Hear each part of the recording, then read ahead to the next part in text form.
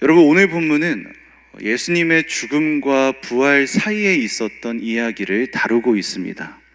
우리가 읽은 본문은 16장부터 읽어보았지만 사실 이 이야기는 15장부터 같이 이어지는 이야기죠. 마가복음 15장 37절을 보시면 큰 소리를 지르시고 숨지시니라 라고 하는 마가의 고백을 통해서 예수님이 돌아가셨다는 것을 우리에게 알려줍니다. 그 예수님의 죽음 이후에 여러 사람들의 행동이 보여지는데요, 도드러지게 나타나는 것은 아리마대 출신의 존경받는 공회원이었던 요셉이었습니다. 요셉은 사람들을 대동하고요, 예수님의 시신을 수습했기 때문이죠.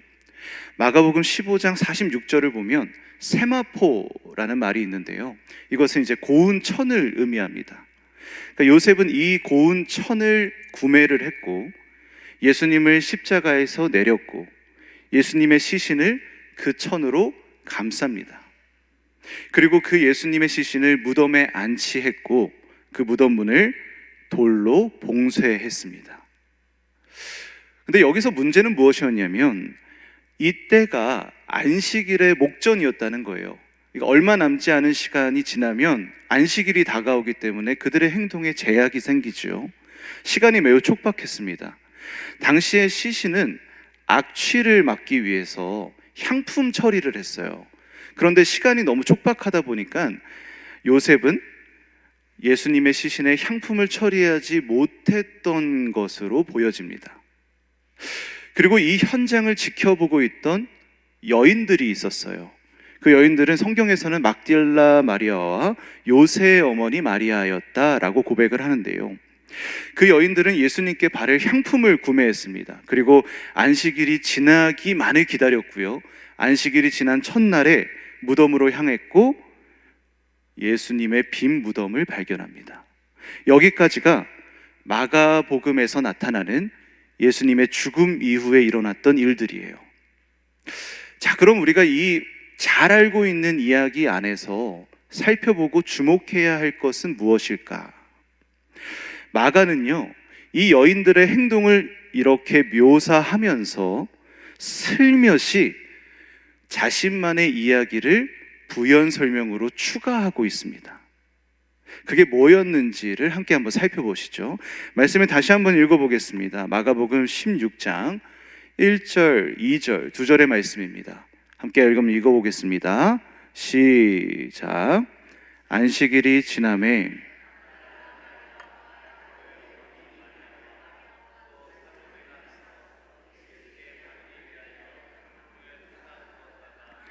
안식 후 첫날 매우 일찍이 해 돋을 때에 그 무덤으로 가며.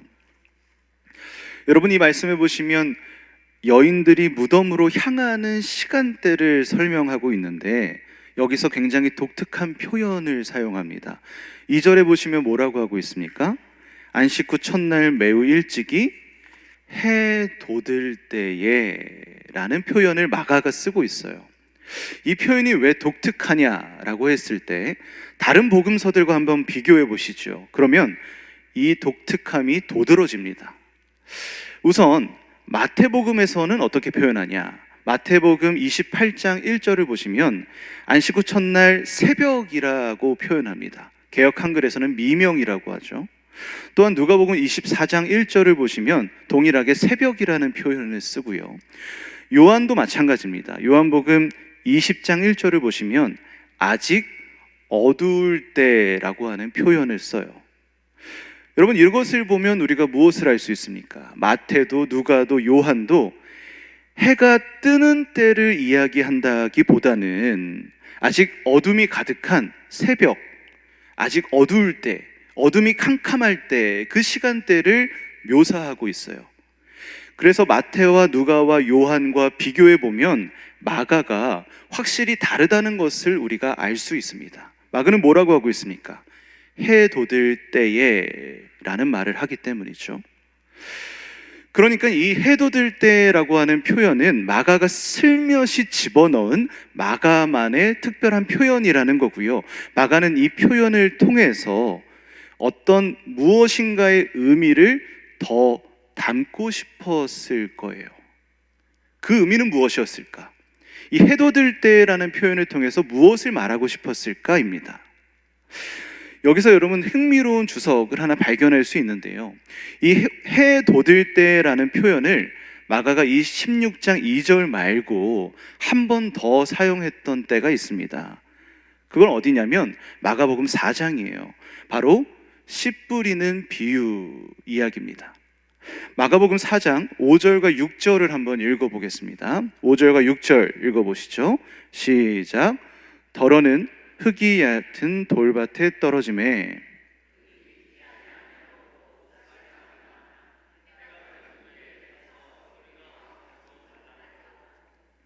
자, 여러분 이 비유를 보면 어떻습니까? 돌밭에 씨앗이 뿌려졌대요.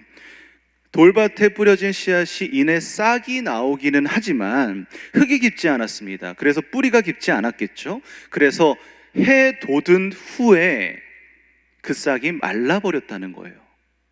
여러분 이 비유를 통해서 우리가 무엇을 알 수 있어요? 말씀과 믿음이 깊지 않은 돌밭에 뿌려진 씨앗 같은 사람들은 싹이 나올 수는 있지만 환난이나 박해나 어려움이 다가오면 쉽게 넘어진다는 것을 은유적으로 표현하고 있는 겁니다. 돌밭에 싹이 나고 해가 돋은 그 어려운 환난이 오면 싹이 말라버린다는 거예요. 이 비유를 보면 해가 돋은 후라는 의미가 무엇인지 우리가 알 수 있죠. 해가 돋는다는 것은 싹을 태워버리는 시련을 의미합니다. 그러니까 신앙인들에게 닥치는 환난과 어려움과 고난을 의미하고 있는 거죠. 해가 돋는다는 것은 그 의미가 있습니다. 마가는 이 표현을 마가복음 4장에서 사용하고 또 오늘 16장 2절에 가져와서 동일하게 사용하고 있어요. 그래서 해가 떠오른다, 해가 돋은 후라는 이 표현은 물론 시간적인 묘사도 되지만 예수님의 부활 이후에 그리스도인들이 경험해야 할 어려움과 고난과 고통을 암시하기도 합니다. 그러니까 그리스도인이 걸어가는 길이 고난의 길이라는 것을 마가가 말하고 싶다는 거죠. 이 여인들뿐만 아니라 신앙인들이 앞으로 걸어가는 그 길은 고난과 역경이 가득한 길이다. 너희는 이걸 기억해야 돼 라고 마가는 슬며시 그 이야기를 우리에게 전하고 있는 거예요. 실제로 그렇지 않습니까? 우리가 예수님을 믿고 신앙생활을 시작할 때 이 길이 곱디 고운 비단길이다 라고 생각하면서 시작하곤 합니다. 그런데 신앙생활을 하면 할수록 그게 아니라는 걸 깨닫게 돼요. 아, 신앙의 길이라는 것은 예수님의 길을 같이 걷는 거구나. 예수님의 길이 무엇이었나? 고난의 길이었습니다. 역경의 길이었습니다. 시련의 길이었습니다. 아, 그러니까 신앙의 길은 고난의 길이구나. 우리에게도 역경과 고난과 시련이 찾아오는구나 라는 것을 신앙생활을 하면 할수록 깨닫게 된다는 거예요. 이 여인들에게 해가 돋아서 고난과 역경이 기다리고 있다라고 말하는 것처럼 우리 신앙인들에게도 해가 돋아 우리가 피할 수 없는 고난과 역경이 우리를 기다리고 있다는 의미가 될 수 있겠죠. 신앙인들에게는 고난과 역경이 당연히 찾아옵니다. 그런데 여러분, 마가는요, 우리에게 고난이 있다는 사실만을 전하기 위해서 이 말을 하고 있지 않습니다. 너희는 앞으로 고난과 역경을 경험할 거야 라는 것이 마가의 목적이 아니에요. 그보다는 우리가 그 고난을 걸어갈 수 있는 힘이 있다는 사실, 우리에게 그 능력이 있다는 사실, 우리에게 그 가능성이 있다는 사실을 마가는 우리에게 알려주고 싶어 합니다. 그래서 또다시 마가의 표현이 등장하죠. 우리가 읽었던 본문 말씀 다시 한번 읽어보겠습니다. 마가복음 16장 3절과 4절 말씀 읽어보겠습니다. 3절 4절 말씀입니다. 시작. 서로 말하되 누가 우리를 위하여 무덤 문에서 돌을 굴려 주려 하더니 눈을 들어본즉 벌써 돌이 굴려져 있는데 그 돌이 심히 크더라. 자, 오늘 본문 말씀을 기억해 보세요. 여인들은 예수님께 향품을 바르기 위해서 무덤가에 왔습니다. 예수님의 무덤 앞에 섰을 때 그 무덤 문이 닫혀 있었던 것을 보게 돼요. 그래서 그 앞에서 당황해야 합니다. 그런데 어느 순간 그 돌이 굴려져 내려갔고 여인들은 무덤 안에서 천사와 대화하며 그 놀라운 모습을 목격하게 됩니다. 우리가 잘 알고 있는 이 이야기 안에서 마가는 또다시 슬며시 자기만의 표현을 하나 집어넣어요. 그게 뭐냐면 4절에서 읽어보면 알 수 있지만 4절에 이런 표현이 나옵니다. 그 여인들이 눈을 들어본 즉 벌써 돌이 굴려져 있었다라고 표현하죠. 이 눈을 들어본 즉이라는 말은 무슨 말일까라고 했을 때 아나블레포라고 하는 원형의 동사를 사용합니다.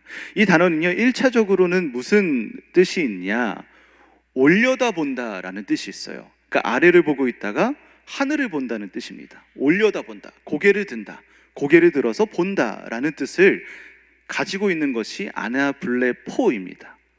그런데 여러분, 마가는요 이 단어를 어떤 시선의 각도, 고개의 변화를 사용할 때 사용하지 않았습니다. 시선의 각도로서만 쓰지 않았다는 거예요. 그러면 마가는 이 표현을 언제 사용했냐? 하나하나 천천히 한번 살펴보시죠. 마가복음 7장 34절을 한번 보겠습니다. 화면을 보시면서 함께 읽겠습니다. 시작. 하늘을 우러러 탄식하시며 그에게 이르시되 에바다 하시니 이는 열리라는 뜻이라. 여러분, 이 말씀이 어디냐면 귀먹고 말 더듬는 자를 예수님께서 고치실 때의 내용입니다. 여기서 앞에 보시면 하늘을 우러러 탄식하시며 라고 하고 있죠. 여기서 사용된 우러러라고 하는 단어가 아나블레포입니다. 그러니까 예수님께서 그 병자를 고치실 때 올려다 보셨다는 거예요.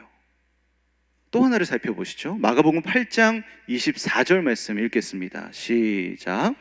쳐다보며 이르되 사람들이 보이나이다. 나무 같은 것들이 걸어가는 것을 보나이다 하거늘.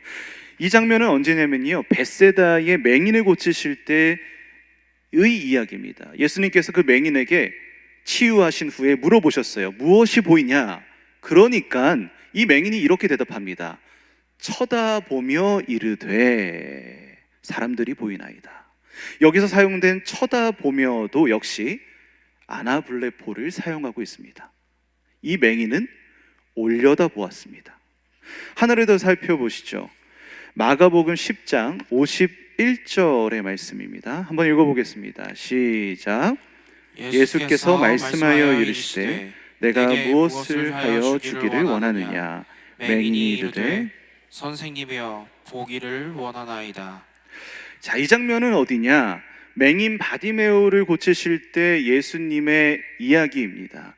예수님께서 맹인에게 물어보셨죠. 내게 무엇을 하여 주기를 원하냐? 그러자 맹인이 대답했습니다. 뭐라고 했습니까? 이르되 선생님이여 보기를 원하나이다.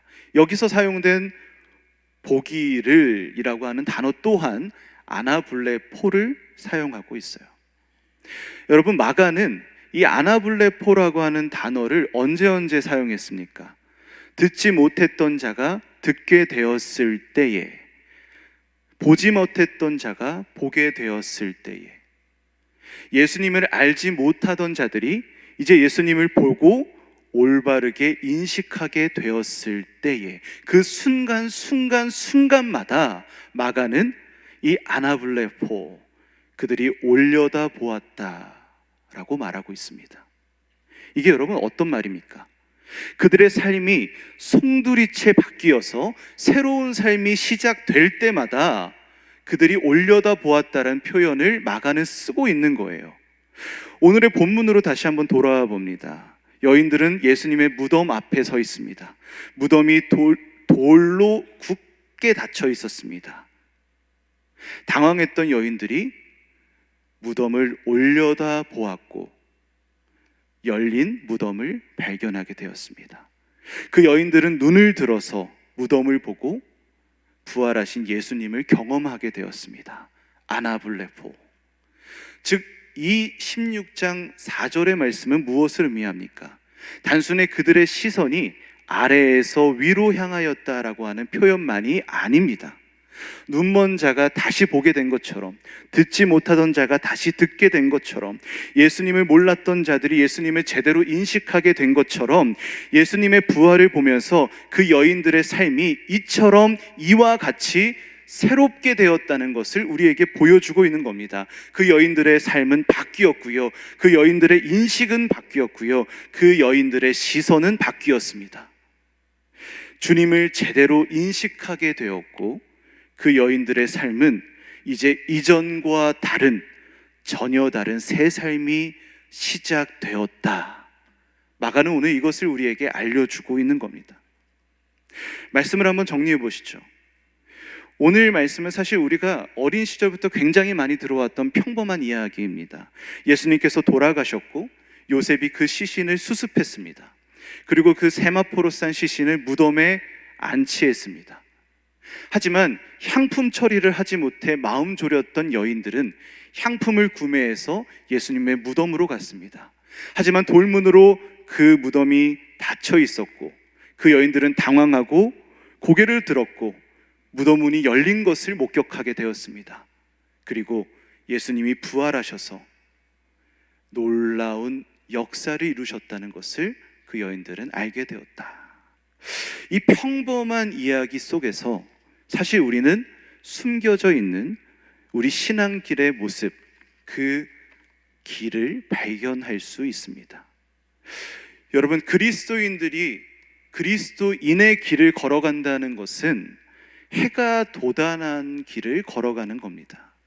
여러분, 해가 돋아났다는 것은 무엇입니까? 아까도 살펴보았듯 앞으로 우리의 삶에 어려움이, 고난이, 시련이 함께 온다는 것을 의미합니다.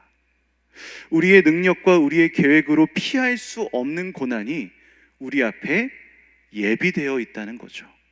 막 피어난 싹이 뜨거운 햇빛으로 인해 타버리는 것처럼 이 고난들은 우리의 삶을 오늘도 위협하고 옥죄어 올 수 있다.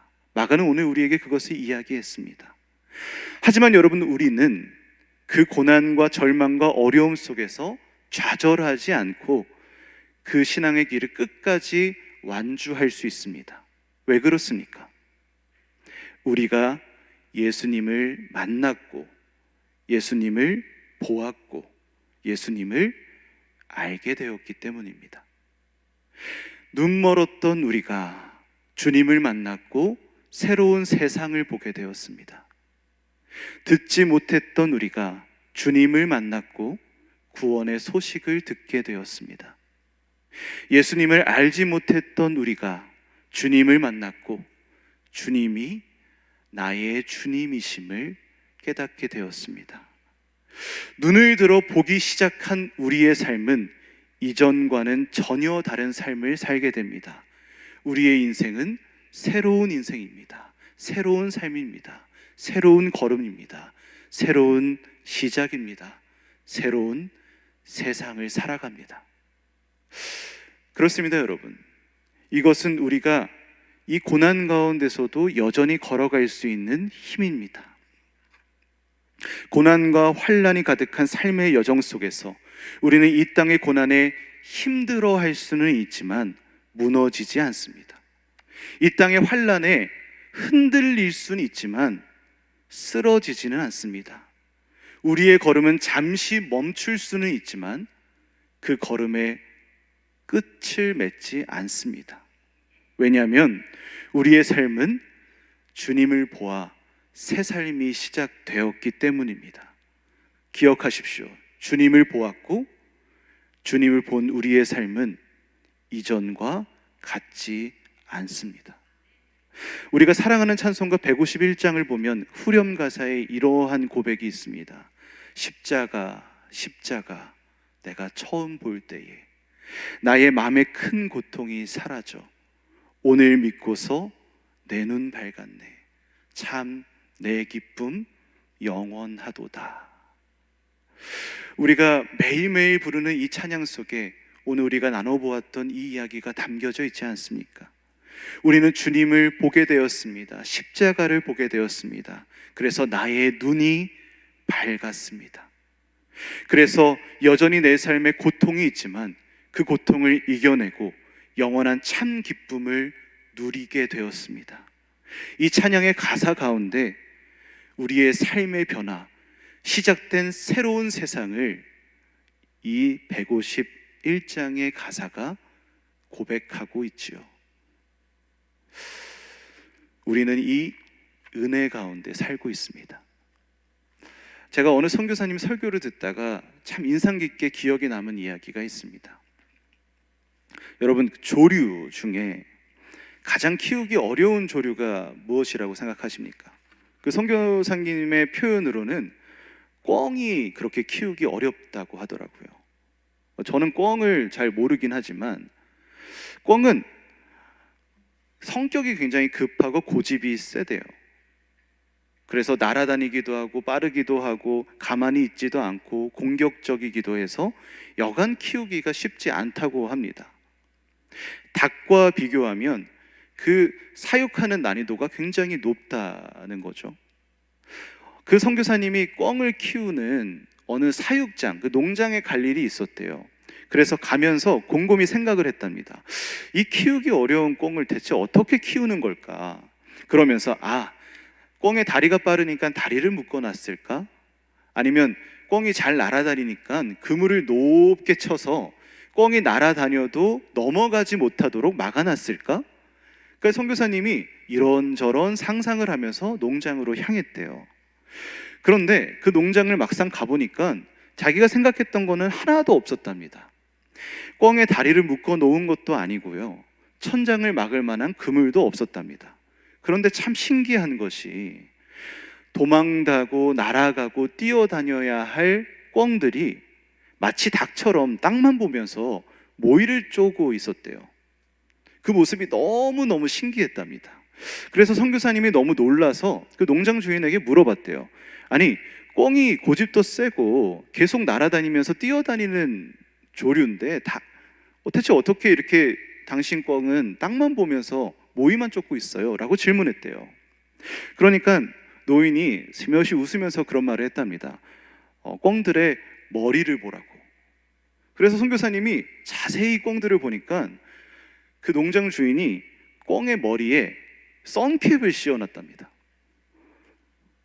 그래서 선캡을 씌워 놓으니까 꿩이 겁이 많아서 자기가 보지 못하는 곳은 날아갈 수가 없다는 거예요. 그러니까 하늘을 보지 못하니까 하늘을 날 수 없고, 먼 곳을 볼 수 없으니까 먼 곳으로 뛰어갈 수가 없었대요. 그래서 시선을 가려져서 땅에 있는 모이만 쫓으면서 걸어다니는 닭처럼 됐답니다. 그 선교사님이 그 농장 주인의 이야기를 듣고 꿩들 너무 불쌍하다면서 막 깔깔깔거리면서 웃었대요. 그렇게 한참을 웃다가 문득 그런 생각이 들었답니다. 이게 우리 모습이었는데. 사실 여러분, 선캡을 씌워놓은 꿩들의 모습이 이전의 우리의 모습과 같지 않습니까? 우리는 원래 하늘을 볼 수 없어서 땅만 보던 사람들이었습니다. 볼래야 볼 수 없었던 땅에 속한 사람들이었죠. 그래서 이 땅의 기준이 우리를 붙잡았습니다. 땅의 가치가 우리를 옥죄어 왔습니다. 땅만 보면서 사니까 어땠습니까? 비가 내리면 비를 피하느라 아등바등, 바람이 불면 바람을 피하느라 허둥지둥거리고, 불이 나면 불길을 피하느라 헐레벌떡 거리던 삶이 우리의 삶이지 않았습니까? 눈에 보이지만 존재하지 않는 허상을 쫓고 아무런 쓸모없는 가치에만 우리의 온 정성을 쏟으면서 그렇게 이 땅의 것에 목숨을 걸며 살았던 인생들이 사실 우리의 모습입니다. 그래서 선캡을 씌워놓고 땅만 보며 살아갔던 그 꿩들의 모습이 이전의 우리의 모습과 사실은 별반 다를 것이 없다는 거죠. 어쩌면 이것은 당연한 이야기지 않습니까? 하늘을 볼 수 없기 때문에 하늘로 날아갈 수 없다는 것, 그것은 당연한 이야기일 겁니다. 그렇게 땅만 보던 우리에게 하나님께서는 어떻게 그 일을 행하셨습니까? 사랑하는 아들을 우리에게 보내셨습니다.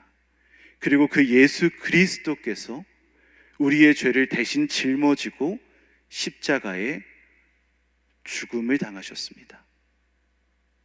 그 십자가의 보혈로, 그 십자가의 죽으심으로 하나님께서는 우리 머리에 있던 선캡을 벗겨주셨습니다. 그래서 우리는 이제 그 하나님의 역사하심을 통해 하늘을 볼 수 있는 존재가 되었습니다. 땅만 보던 우리가 하늘을 보게 되었고, 새로운 세상을 보게 되었고, 영적인 것을 붙잡게 되었습니다. 우리는 이전과 전혀 다른 존재가 되었습니다. 꿩이 선캡을 벗으면 어떻게 될까요? 하늘을 볼 수 있고 이제 하늘로 날아갈 수 있는 날개짓을 하지 않겠습니까? 이와 마찬가지로 주님께서는 우리의 고개를 들게 하셔서 하나님의 나라를 보게 하셨고 그 나라를 오늘도 살아가게 하십니다. 이것이 오늘 우리 삶에 있는 고난과 역경 가운데서도 우리가 끝까지 이 신앙의 길을 완주할 수 있는 힘입니다. 사랑하는 여러분, 여러분들은 지금 어디에서 살아가고 계십니까? 여러분들은 지금 무엇을 보고 계십니까?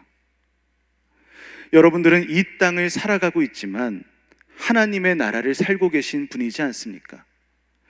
여러분들은 죄와 사망의 권세에 사로잡혀 땅만 보던 자들이었지만 이제 십자가를 보고 하늘을 보고 주님을 보게 된 자들이지 않습니까? 여러분들은 고난과 역경 가운데 쓰러질 수밖에 없는 연약한 존재들이었지만 이제는 그 고난에 휩쓸리지 않고 그 역경 가운데 좌절하지 않고 그 고난의 한가운데를 굳건하게 걸어가실 수 있는 분들이지 않습니까? 왜 그렇습니까? 주님이 여러분들의 고개를 들어 주님을 보게 하셨기 때문입니다. 주님을 알게 하셨기 때문입니다. 하나님 나라를 보게 하셨고 그 나라를 살게 하셨기 때문입니다. 그래서 우리는 이 삶을 담대하게 걸어갈 수 있지 않습니까? 사랑하는 여러분, 주님이 여러분들의 고개를 들어 하늘을 보게 하셨습니다. 그렇기에 여러분, 하늘을 보고 삽시다. 주님을 보고 삽시다. 해가 돋을 그때가 찾아오더라도 그때마다 고개를 들어 주님을 바라봅시다. 이와 같은 믿음의 결단이, 이와 같은 하나님 백성됨의 결단이 오늘 고난과 역경과 시련이 가득한 여러분들의 삶을 끝까지 인도하여 내실 겁니다. 이 은혜가, 이 고백이, 이 결단이 오늘 사랑하는 여러분들에게 세상 끝날까지 함께 하시기를 주님의 이름으로 간절히 축원합니다.